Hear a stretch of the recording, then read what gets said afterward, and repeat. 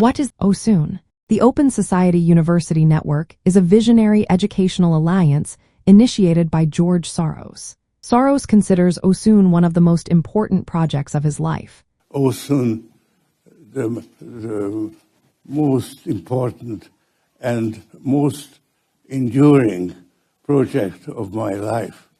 He sees it as a defense against threats to open societies posed by authoritarian regimes and other forces that challenge freedom and democracy.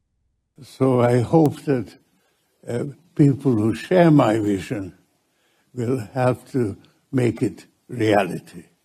Thank you. OSUN is working to create a brighter future for education and society as a whole. Hello, Oleg. Thank you so much for making the time for this interview. Did your participation in OSUN help you establish any international partnerships or find important contacts? First of all, I thank you, Yana, for the invitation, and I thank the armed forces of Ukraine for enabling us to have this communication safely and for protecting both the Ukrainian rear and the overseas real. Because Russian intercontinental ballistic missiles can reach even the United States, obviously.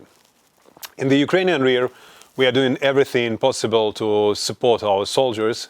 And since the beginning of the full-scale invasion, we have been working on drone technologies and advocating for the interests of the Ukrainian frontline, UAV manufacturers and developers, any drone projects in Ukraine and abroad, as well as specialized scientific activities, which include integration into structures such as the Drone Coalition and NATO Defense and Innovation Agencies DARPA and DIANA, and global cooperation in the field of drone and counter-drone technologies at all.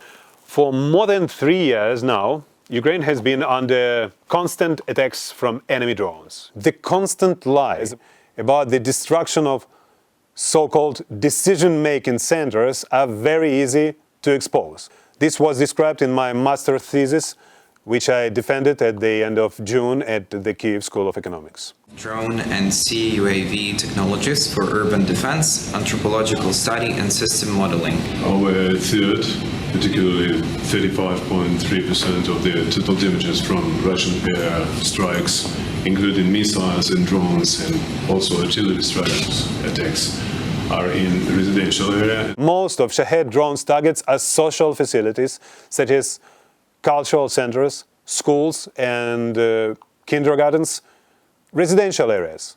I mean, terrorizing the population is the priority.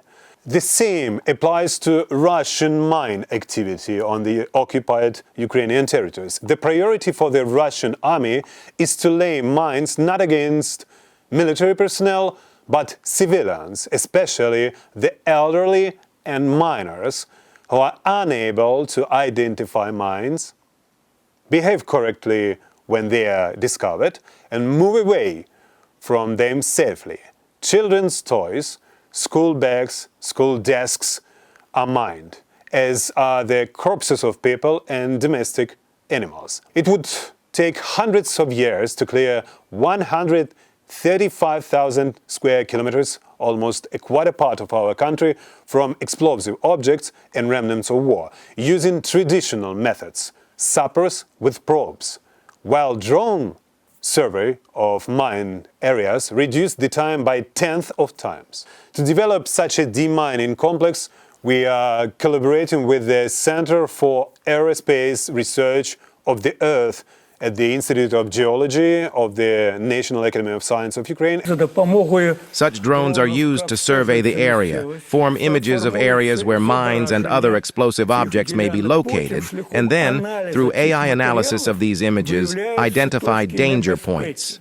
As part of this research and the creation of an ecosystem of the latest demining technologies, I will also share as much knowledge as possible from the OSUN Social Entrepreneurship course, because this is required for the subsequent scaling of the demining project to 58 countries all over the world. You show the AI what a mine looks like and give it a task. Find something similar in these images. The AI analyzes orthophoto plans taken from the air by various cameras mounted on a drone, and by combining them, identifies the mines. This technology was successfully tested in a military unit. As for my scientific project on demining, universities in the above-mentioned 58 countries around the world are suitable. Croatia, Cambodia, Azerbaijan, and Syria. This is in addition to globally recognized universities such as MIT. Thank you from the MIT side for your ongoing courage in your country. Ole Nika has also joined us. Hello, Ole, how are you? Yeah, thank you very much. Good to see you. Good to see you. My real interest in the OSUN course was not participation for the sake of participation, but a real need to develop the ecosystem of unmanned and counter-drone technologies. We have this MIT stakeholder model from 10 years ago with the 5 stakeholders, but there are gaps between the stakeholders where we see different actors. And I think seeing this sort of crowdsourcing, crowdfunding, thinking about the next stage as like how, having watched the ecosystem, the horizontal civic society, the role of government agencies, the role of volunteers, how do we help? How do we learn lessons from what Ukraine has done? I tried to answer the previous question about the basis for formation of this anti-drone ecosystem. It was very important for me to master this knowledge, to understand the internal processes within the project itself, to analyze all of them and identify the gaps. Obviously, this became much easier for me after graduating the social entrepreneurship course. As you see, this supplemented MIT framework. This supplemented scheme is very important to be analyzed by any stakeholders and actors in the world UAV industry and the world UAV and CUAV sphere. Another stakeholder phenomenon as a mass cottage production and mass garage laboratories which are working directly with the frontline needs. I also conducted sectoral research on the Ukrainian drone industry and its challenges in collaboration with the Massachusetts Institute of Technology, where it was published. At the same time, I'm currently completing the process of applying for PhD. My professor, Professor Fiona Murray, who has a role with NATO as well as the British Ministry of Defense and the US Pentagon, she is very good at advising people on PhD topics and how to develop those. So thank you for these insights. And Ole, it is great that you've been able to join us. My question is, what was your main push in developing an ecosystem, a scalable ecosystem of drone and counter-drone technologies as part of the OSUN social entrepreneurship course? OSUN itself became the impetus for the development of a scalable ecosystem of unmanned and counter-drone technologies. OSUN network is doing one of the most necessary and important things for humanity, providing free access to knowledge, skills, information, and deeper understanding of the processes taking place on our planet to hundreds of thousands of students around the world. My student, Ole Nika, he is a master's student currently at the Kiev School of Economics. UAVs are already flying in swarms. Their detection has been minimized by implementing fiber optics instead of satellite communications, and building AI makes them completely autonomous and untraceable. Drone technologies are changing very quickly, but not just in a peaceful way. This problem of 20,000 of Ukrainian drone pilots being able to launch offensive strikes against target up to 30 kilometers invisible at a cost of only $170. They pose a significant dangers for our country if this category is not further socialized in Ukraine. On the other hand, their vision of developing the UAV industry, I think can be useful for world labor force, for world market. They could enrich the labor markets of Europe, of the United States, of the South Korea, you know, this issue of the Taiwan, for example. Thank you, Ole. Yeah, thank you very much. Thank you. What do you see as your next step in developing this artificial intelligence software and the entire ecosystem of drone and mine action technologies? Obviously, human reaction is much slower than AI. And with mine or drone threats, fractions of a second can cost lives. The next step will definitely be artificial intelligence. But before implementing the AI models, they must be developed on the basis of game theory. The application of game theory is a necessary component of both projects, and then there is the application of artificial intelligence. For example, to recognize mines or enemy drones, to work out different scenarios, coordinate the actions of different teams, sapper squads, or so-called counter-drone crews. Instead, game theory will allow us to identify all participants in the processes of mining and drone attacks, as well as key stakeholders in these ecosystems, to calculate their behavior, conflicts of interests, scenarios, and possible countermeasures. I have to conduct this research by October this year under the supervision of Branislav Slanchev, a full professor at the University of California in San Diego, and a game theory researcher in the field of public policy and government.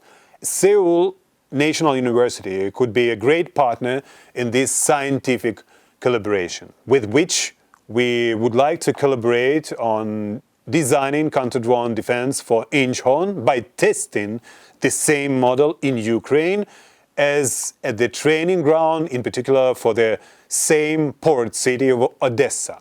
Just like Ukraine, South Korea feels drone threats from its neighbor, North Korea, and in particular, the largest airport and one of the largest ports in the country, the city of Incheon, which is closed to the border. Incheon is like urban pre-area for the capital of country, for the Seoul. On March 7, the TV channel Educational Broadcasting System showed the analytic documentary about the situation in Ukraine, the drone threats, especially about threats for the urban area and this problem. All of cities, I think, all over the world, will face with it. 우크라이나의 전쟁은 아직 끝나지 않았습니다. 정과학의 이분법 사이에 놓인 드론의 가치는 우리의 선택과 행동에 의해 그 운명을 결정지을 겁니다. Was there a moment when knowledge or contacts gained at OSUN were crucial for your project? To be honest, I started practicing my English seriously since the beginning of the full-scale invasion, to negotiate with international partners and those who supported Ukraine. Up to the highest level, the US Congress, where presented a report on this Russian aggression as genocide of the Ukrainian people. Next, we will share with you a documentary that has just come out in the last few days from the Ukrainian news agency. And then after you see the documentary, we will be joined by Oleg who will talk about it and also be available to answer. Oleg, please introduce yourself. Oleg. I'm honored to present our media analytical work on the current genocide being perpetrated against the Ukrainian people by the Moscow Empire. Prior to that, my background was similar in a format, but completely different.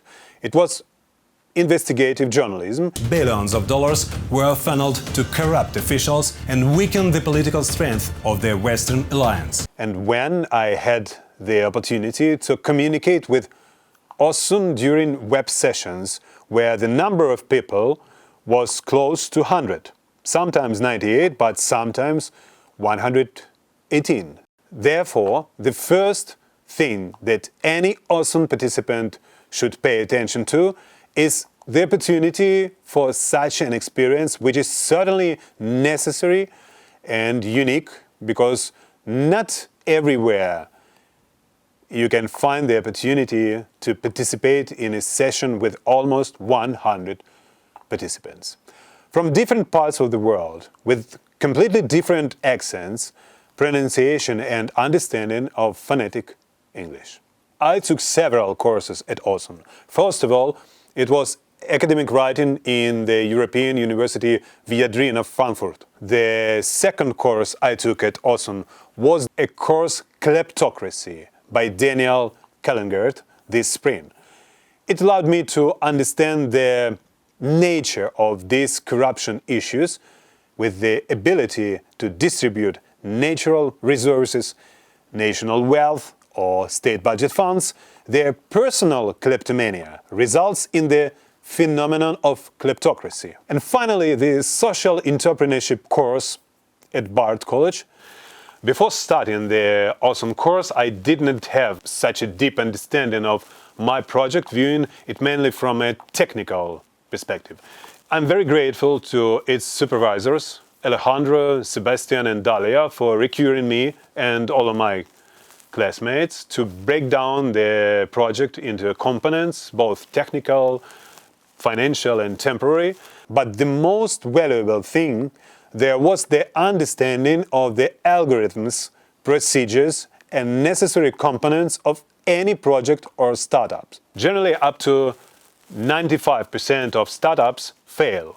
And the main reason for this is a lack of understanding the possibilities for pivoting the project and changing its ingredients and elements in accordance with the market requirements or their business environment. As they say on the ground, what your project is, what its advantages and disadvantages are, and what you need not to become one of the 95% of fallen startups. There was also room for specifying goals, defining target audiences, setting prices, developing payment systems, engaging audiences, and so on. And given the fact that there is a possibility to get free courses in completely different areas, this makes this network extremely useful for the younger generation and all the next and all the previous ones who can study in OSUN for free and benefit themselves.